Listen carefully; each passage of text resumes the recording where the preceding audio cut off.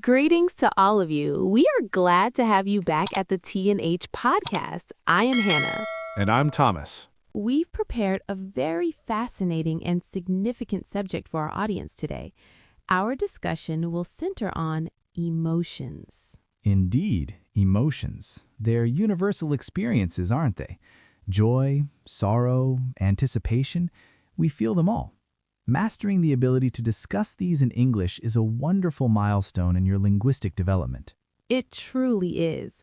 Before we start, I want to give a brief, warm reminder to our viewers and listeners. Please share this episode with any friends studying English. Make sure to subscribe to Our channel if you haven't yet, and please click that like button. It's a huge support for us, and we truly enjoy reading your feedback. Tell us your thoughts. All right, Thomas, let's begin by exploring why discussing our emotions is vital. At times, it might seem somewhat challenging, wouldn't you agree? Yes, that's true. However, it's highly beneficial for us, Hannah. Sharing our feelings supports our psychological well-being. It acts as a release for what we're holding within. Precisely. Bottling things up isn't healthy. Furthermore, articulating our emotions improves our ability to communicate. It allows others to understand us more clearly. That's correct.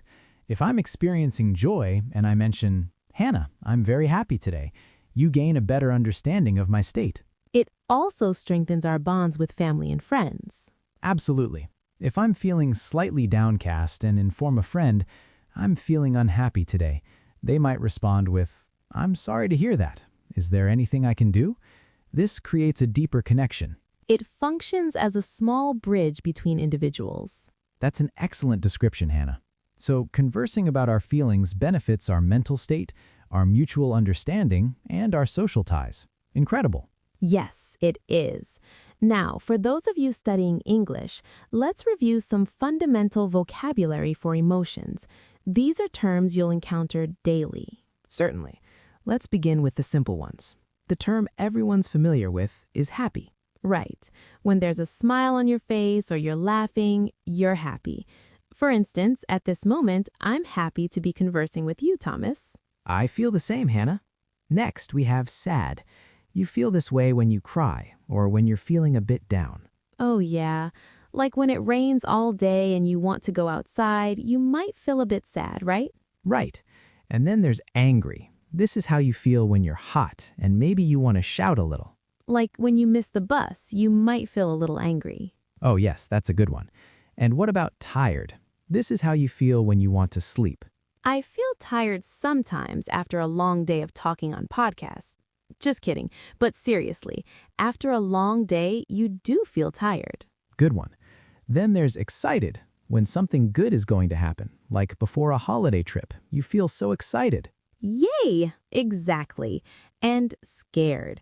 When something makes you feel a bit afraid, like watching a spooky movie, you might feel scared. Ah, or when you hear a strange noise at night. And finally, for our basic list, nervous. This is how you feel when you have a big test or you have to speak in front of people. I remember feeling nervous before my first podcast, but now I feel happy. See? Practice makes perfect. Now, a very important tip for our listeners, the difference between I feel and I am. Oh yes, this is very useful. When we talk about feelings, we often say, I feel happy or I feel sad. That's right. It describes your current state, how you're feeling right now. But you can also say, I am happy or I am sad. Both are correct. Yes, so you can say, I feel tired or I am tired.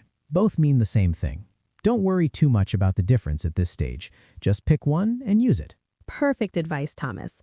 Okay, now let's try some more specific feelings. These words can help you describe how you feel in more detail. I like this. First, frustrated. This is when you try to do something, but it's very difficult and it's not working. Yes, like when you try to put together some furniture and the instructions are unclear, you might feel very frustrated. Exactly, and overwhelmed. This is when you have too much to do, too many things on your mind, and you feel like you can't manage it all. Oh, that's a common one for students, right? Too much homework, too many tests. You might feel overwhelmed. It's just too much. Exactly. And anxious. This is similar to nervous, but maybe a bit stronger. It's when you worry a lot about something, maybe something that hasn't happened yet, like before a very important job interview. You might feel very anxious about it. Your stomach might feel a bit funny. Yes, and proud. This is a good feeling. When you do something well or someone you love does something well, you feel proud. Like when you finish a big project, you feel so proud of your work. Yay, I did it. Or when your child learns to ride a bike, you feel so proud. Aw, that's a lovely feeling. And lonely. This is when you feel alone. Even if there are people around, you just wish you had someone to talk to.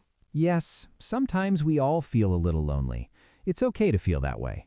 Absolutely. Then we have confident. This is when you believe in yourself and your abilities. You feel strong and ready. Like when you know the answer in class and you feel confident enough to raise your hand. Yes. And finally, for this section, disappointed. This is when something you hoped for doesn't happen and you feel a bit sad because of it. Oh, like when your favorite team loses the game. You feel very disappointed. Yes, that's a good example. Now let's talk about how to describe how strong a feeling is. We can say a bit sad or completely devastated. This is super useful. A bit sad means a little sad, like if your ice cream falls on the ground. Oh no, so sad. But completely devastated means very, very sad, like if you lose something very important to you. Exactly. Or a little bit nervous versus extremely anxious. Extremely means very, very much. So you can add words like a bit, a little, very, really, completely, or extremely to show how strong your feeling is. It adds more color to your sentences. Fantastic. Now let's have some fun with English idioms. These are phrases where the meaning isn't always clear from the individual words, but they're very common. I love idioms.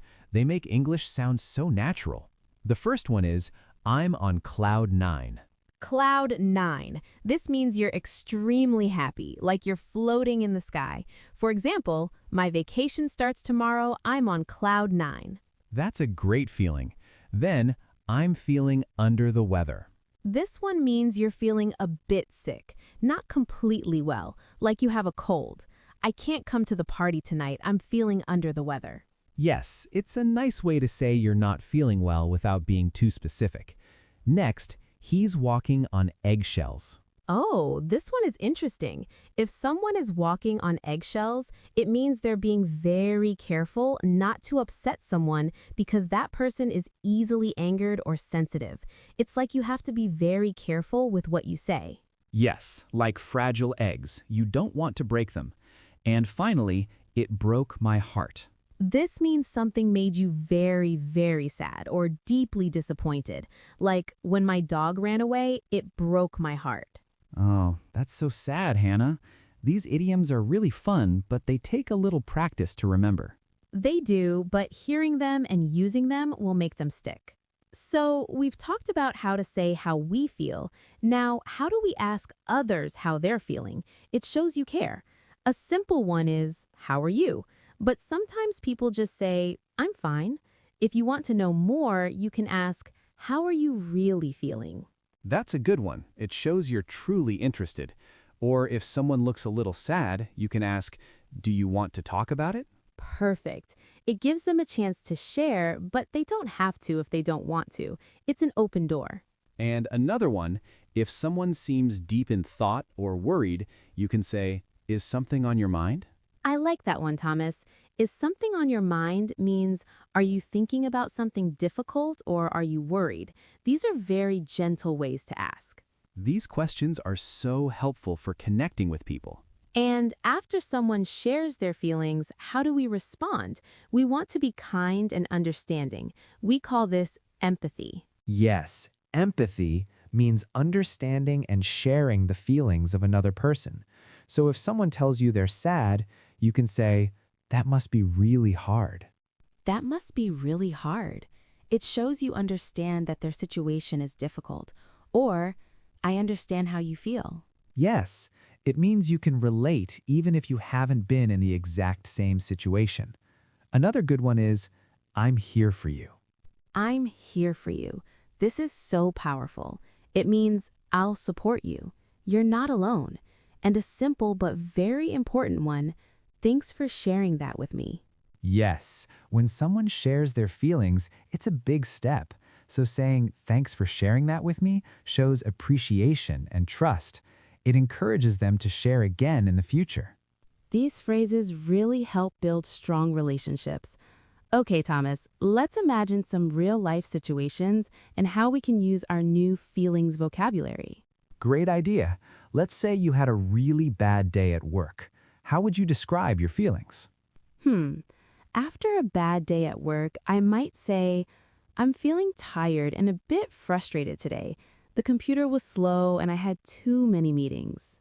Good one. Or, I'm feeling a bit overwhelmed after all that work today. Perfect. Now, what about describing excitement before a trip or a big event? Oh, that's easy. I'm so excited for my vacation next week. I can't wait. Or, I'm on cloud 9 about the concert tomorrow. Love it. And what if you want to express sadness after a breakup or a disappointment? This can be difficult, but it's important to talk about. Yes, it is. You might say, I'm very sad about the breakup. It broke my heart. Or, I'm really disappointed that the project didn't work out. These examples show how we can use different words to match the situation. It makes your English sound much more natural. Exactly. Practice these in your head or even out loud. Now, let's talk about feelings at work. Sometimes it's hard to talk about stress in a professional way. It is, but it's also important for our well-being. If you're feeling too much pressure, you can say, I'm feeling a bit burnt out. Ah, burned out means you're extremely tired and stressed from too much work, like a candle that has burned completely down. Yes, and if you need a break, you can say, I need a mental break. A mental break means you need a short time away from work or thinking just to relax your mind. It's very common to feel this way sometimes. These phrases are good for talking to a manager or colleague if you need to. They're polite and professional. Very useful. Thomas, let's talk a little bit about how different cultures express emotions. It's really interesting. Oh, yes. In some cultures, people might not talk about their feelings as much. They might keep them more to themselves. That's right. And in other cultures, it might be very normal and even expected to share how you feel openly. Sometimes, English can feel a bit more direct or open when talking about feelings compared to some other languages. Yes, exactly. In English-speaking cultures, it's often seen as a good thing to be able to express your feelings clearly. It shows honesty and helps build trust. So when you're learning English, you're also learning a little bit about the culture that goes with the language. It's part of the journey. Exactly. Don't be shy to try expressing yourself. It's a skill, just like learning grammar. Okay, Thomas, we're almost out of time, but before we go, what are some final tips for our listeners to improve their emotional vocabulary? My first tip is keep a feelings journal in English. I love that. Every day, write down how you feel. Today, I feel happy because, or today, I feel a bit tired because. Yes, it helps you practice using the words. And my second tip is practice describing your day using emotional language.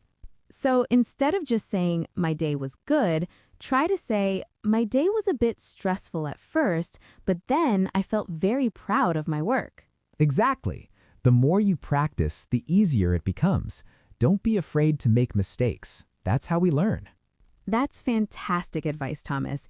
And remember, everyone, talking about your feelings is a journey, both in English and in life. Be patient with yourself. Absolutely. And we're so proud of all of you for learning and growing with us.